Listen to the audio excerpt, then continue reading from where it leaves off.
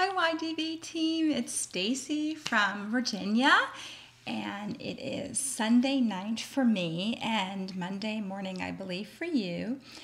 It is cold here. It's in the 40s tonight, and we are freezing, and actually I've been writing all day, so I'm getting ready for bed in a little bit.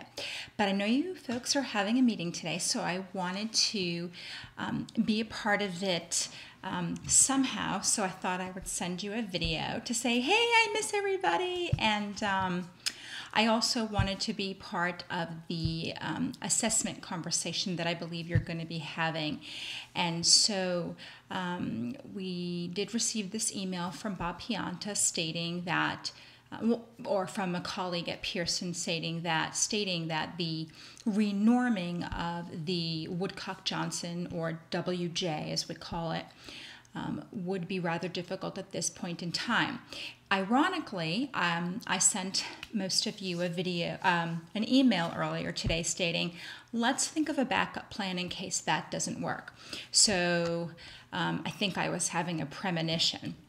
But anyway, not to fret, I think that we can still achieve reliable results in the assessment process without the renorming of the Woodcock-Johnson. In the United States, we test kids from all different diverse backgrounds all the time who don't speak any English whatsoever, or don't even use the same written characters that we use. And so we are still able to identify learning disabilities in a lot of these kids. Now, that's not to say we've perfected it, but I think we've gotten very good at it, provided the person who, or people who are conducting the assessments are well trained. That being said, we also need to have a very comprehensive assessment utilizing bits and pieces of other sources of information. And I sent that to you as an attachment on the slide. So in other words, we want to use, teacher tests and rating and checklists and all of these other things. But going back to the actual standardized assessments that we use, one of the things that we can think about is a cross-battery assessment. What this means is that we can use parts of the Woodcock-Johnson because they're not culturally loaded. That means that culture and language are not going to be a factor in that. So we can use some parts of that test, and then we can plug in from other reliable and valid assessments other pieces. So it's kind of like we use a variety of different assessments that are focusing on the same cognitive function in order to get accurate results. And so it's called a cross battery of assessments. And we are using that to a fair degree of success in the U.S. So I want you to think about that.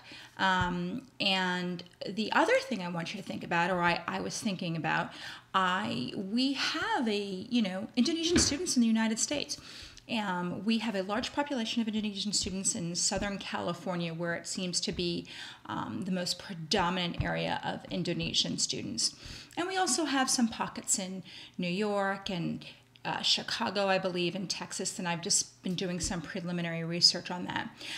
I think I should, or Dan, or whoever, wants to call these school districts and saying, okay, we are going to begin testing students in Indonesia, and how are you testing them? What instruments are you using? What are you finding that works? Are you using the unit and the C-Tony and parts of the Woodcock-Johnson and parts of the KABC? And I know some of these tests don't make any sense to you because we call them by all these letters. They will make sense to you if they're ones that we're going to use. So bear with the terminology right now. But we can go ahead and contact these school districts and ask them. I've researched lots of recommended practices, and we have some good recommended practices out there. And I put some information in the attached slides from previous PowerPoint presentations I've done that you can look at, and hopefully it will give you some information. And you can see, like, you know, some of the things we're doing to test for LD are using the C-TONY and the unit. I'm not sure. I'd like to look at other things besides the C-TONY in addition to the unit, and I'd like for you to look at that. And of course, this all goes without saying that I'm not even the assessment person in this team, and so I definitely, Dan, yell at me if you feel like you want to yell at me if I'm overstepping any bounds. But of course, this is, and Dan, I'm sure will have some input here as well. But these are some of the things I wanted you to think about, and I wanted to send you a video to say hi and feel like I was at least part of the team meeting. But don't fret. I think this assessment piece will work itself out. We will make sure that we are using the best methods, the best assessment instruments, the best teaching available, so that we can very accurately determine a learning disability. One of the things that we can do is we can have some sort of preliminary testing with students you already have at YDB Mtg who have been identified as having a learning disability. And then as long as they haven't been tested within the last year, because that's too close together, you can't do that, we can go ahead and try the battery of assessments that we're thinking about using and compare results. I'd love to see, and I'm sure Dan would as well, love to see some of the reports from the students at YDB Mtg who currently have an LD diagnosis and how they were assessed, I believe, in Australia or Malaysia. The other piece of it is autism is actually going to be easier for you to diagnose, I believe, high-functioning autism. And we already have a lot of good measures and rating scales out there. So that won't be too much of an issue for you.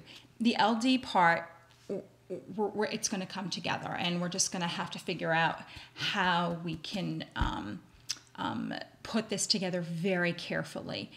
But I believe we can. So anyway, I hope everyone is well.